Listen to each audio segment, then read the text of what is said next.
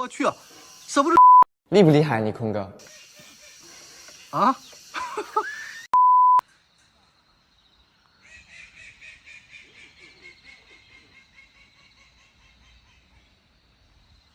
什么鸭子这是1个月前，天哥来朋友的农场，坐落在一处偏僻的农村里。这次天哥来的主要目的是观察豆虫的饲养过程。这5个塑料大棚里已经提前种好了黄豆，今天是放豆虫卵的时间。我们进大棚里看一下，黄豆叶子上有一个小袋子，每隔1米多的距离就有一个小袋子。什么玩意儿？这是？翻看袋子，看一下，里面有黄色的颗粒。原来这就是豆虫的卵，有的已经孵化了出来，变成了小豆虫宝宝。豆虫会变成蝴蝶吗？天哥看到大棚里还有漂亮的蝴蝶。豆虫是豆天鹅的幼虫，含有的脂肪量相对较少，蛋白质比较多，是牛肉的5倍，算是一种美味的食材。大棚里还有一种食材，那就是这个东西，不知道有没有人认识这玩意儿？这叫马蜂菜，学名马齿苋，加点蒜泥凉拌一下，那可是一道美味。大棚里为了养豆虫是不能打农药的，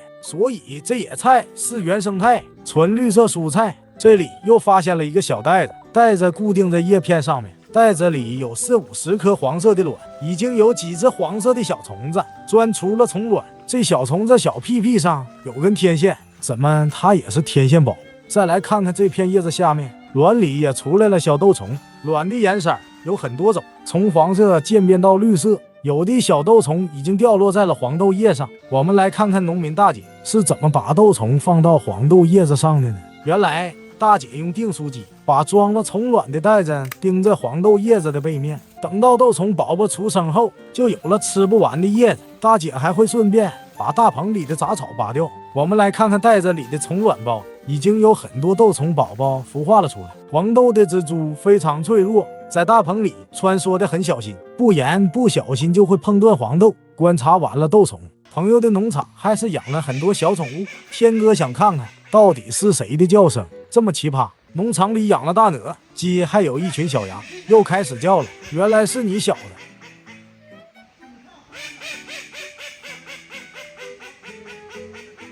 这里有一个大鸡窝，里面养了很多品种的鸡，其中有一只发型很别致的鸡，是那样的鲜明，那样的出众，即使是在品种众多的鸡群里，它也显得格外的亮眼。看着它可爱的样子，天哥忍不住上手摸了一下。一到秋冬，头发总是油腻瘙痒，头屑多，用手一挠，衣领肩膀都是白屑，不妨试试我最近在用这款赫恩发力洗发水，它是用硅甲氨基酸来替代硫酸盐，做到零硅油、零硫酸盐添加，洗得干净还不伤头发。不像市面上其他洗发水为了降低成本加了硅油和硫酸盐，很容易堵塞毛囊，导致头油掉发。它还做了去屑加控油报告，去屑率高达99%，搭配 OCT 去屑因子，像是头屑吸尘器一样，把头屑头油打扫得干干净净。洗完能让你的发丝蓬松清爽，不掉雪花。香型是高级好闻的木质古龙香，沉稳自信的男性魅力扑面而来，给女生满满的安全感。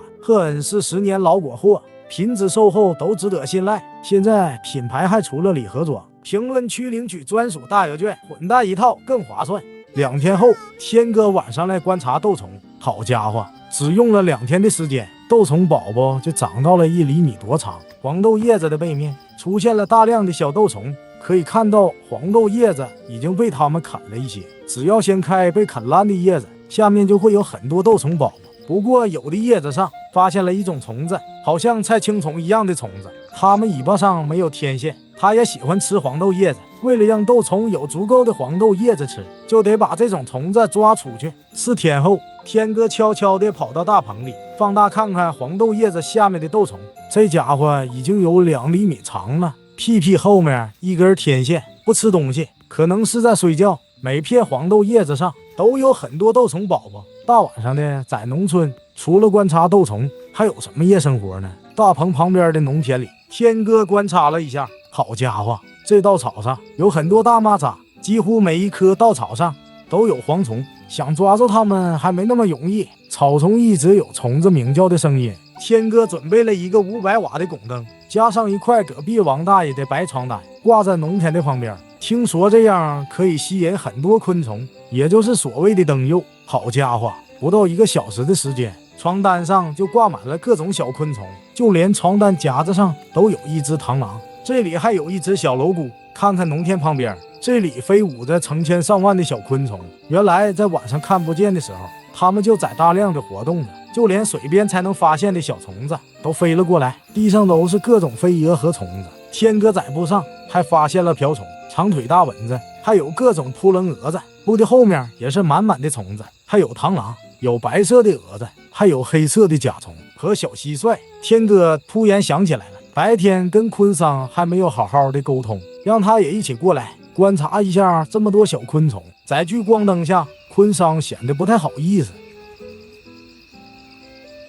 没想到桶里还有高野，铁锤一点也不害羞，跑到床单前面，直接就吃了起来。好家伙，直接跳到床单上抓了起来。让天哥没想到的是，铁锤不喜欢吃蚂蚱，反而更喜欢吃扑棱蛾子。总算让铁锤找到最喜欢吃的东西了，原来是小蝼蛄。好了，本期斗虫的故事就分享到这里了，我是天哥，我们下期再见。